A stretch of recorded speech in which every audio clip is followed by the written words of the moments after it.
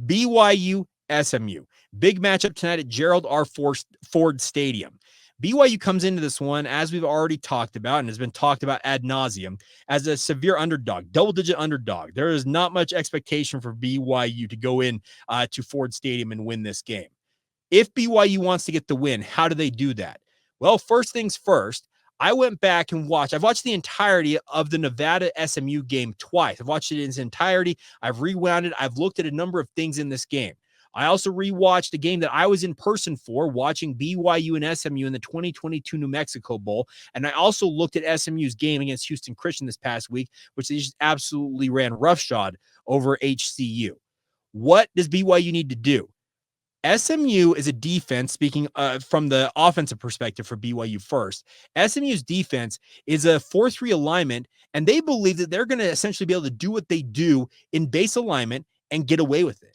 They want to, as I like to call it, out-athlete you. They believe they have superior athletes, and if they stick to their principles and play the type of game they believe they're capable of, they will win more often than not on defense.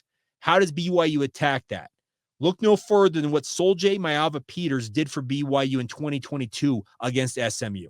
I know it's 2 years removed. I get all that. And funny enough, watching back, I cannot, for the life of me, understand. I can understand why, because when you don't handle your business with regards to being a college football player, you have to do different things. But Soljay would have been an incredible running back, it feels like, for BYU had things worked out. But alas, that's not the topic for today. In that game against SMU, BYU did not have much of a passing game. So what did they do? They attacked SMU with a running attack using the quarterback as the main focal point of the rushing attack. Midline read options, true read options on the perimeter, wide zone, inside zone. They used every trick in the book with their run game to confuse the SMU defense in that game. Fast forward to the Nevada game for SMU to kick off week 0. Nevada's quarterback was a dual threat, and he made life miserable for SMU with his ability to improvise with his feet. So where does that leave BYU? Jake Retzlaff absolutely will have to use his feet and obviously be able to maneuver himself in and out of jams when it comes to playing against the SMU defense. I don't know this for certain, but this would be a great time, and I mean a great time, to deploy the incredibly fleet feet of Gerry Bohanon in this game. If you want to bring him in for specialized packages, running the read option, called a QB power runs, whatever you've got in the playbook, use them. This feels like a perfect opportunity for BYU to deploy that in this matchup. Will it be the difference? TBD. But I feel like man for man on the perimeter, BYU has actually got quite capable wide receivers going up against the secondary from SMU. But the biggest thing you've got to do is you've got to confuse that front seven, which is a fairly veteran front seven for SMU, and make them think that they're seeing things that they're not. How do you do that? Play action. Get the run game going early on in this game. And I think that QB run element, we had Billy Embody on earlier in the week, and he believes that Jake Retzlaff is more of a pocket passer. Great. I hope you guys believe that if it's SMU's coaching staff, because if that's the case, Jake will be able to dart and slash and really hurt SMU with his feet. I think it's critical BYU use that QB run element to a heavy degree in this game, because indications are, going back as far as their matchup in 2022, that can absolutely confuse and help you win a game against SMU. Flipping over opposite for BYU on defense, you got to stop the RPO action for SMU. It's very likely, if not absolutely certain, you'll see both Preston Stone and Kevin Jennings at quarterback for SMU in this game. The whole offense that Rhett Lashlee likes to deploy is predicated on RPO action. It stands for run pass option. On those plays, they have the option as a quarterback of handing the ball off to a running back or pulling it, throwing it, and attacking a defense via the air. BYU has got to trust their eyes. The linebackers, the safeties, even the defensive linemen to a certain degree have to understand what keys they're trying to read here, because they're going to trying to get confused. Speaking of SMU trying to confuse them, and you've got to be able to look and understand what is being deployed and attack it at the right time.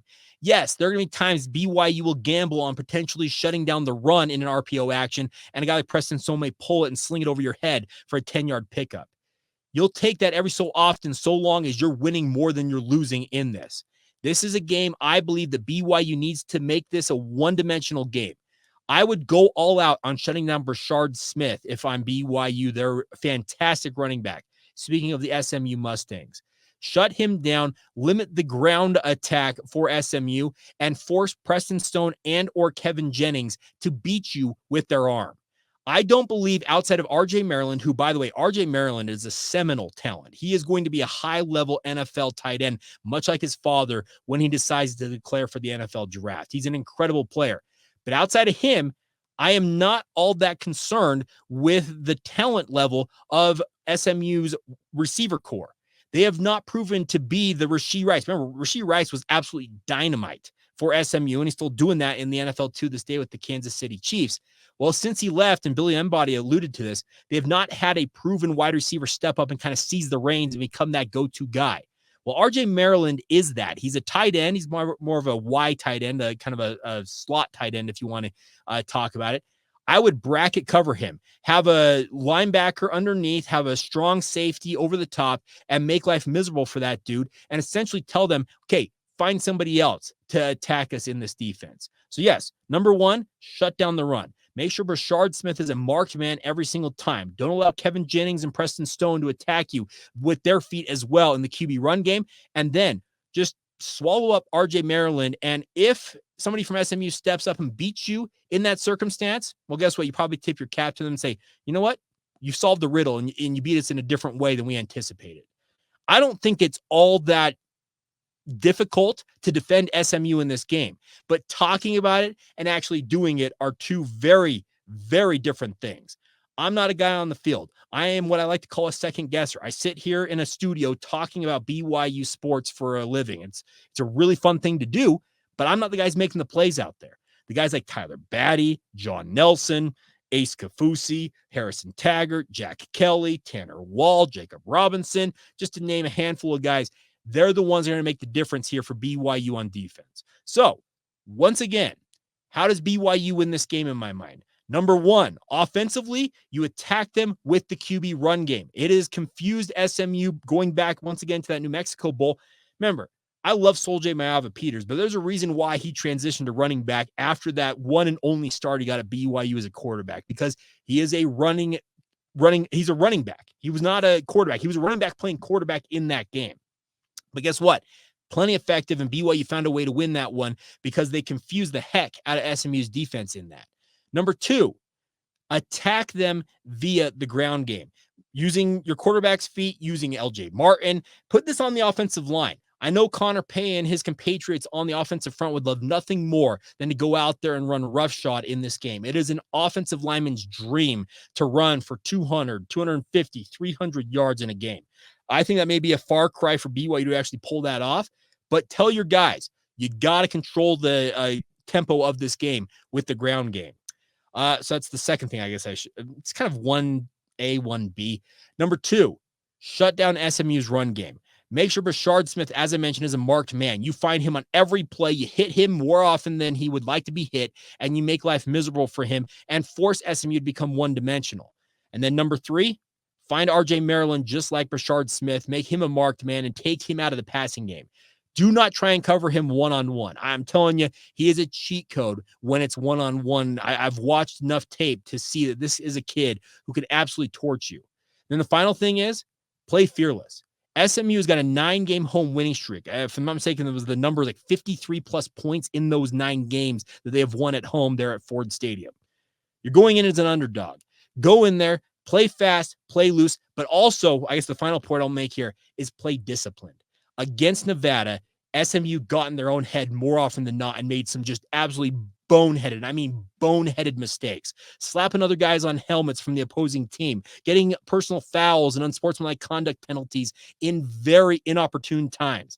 BYU's got to control their emotions in this game. Go in there. If SMU wants to play head games, let them play their own head games. Don't get sucked up into it and handle your business. And I feel like BYU's got a pretty decent opportunity to go out there and notch a victory and go to 2-0 on the season. Once again, like I said, it's much easier said than done, but that's my game plan. We'll see if BYU, Jake Retzlaff, Kalani Sitake, and the rest of the BYU Brain Trust can pull this off as they take on SMU at 5 o'clock Mountain Time tonight on ESPN2.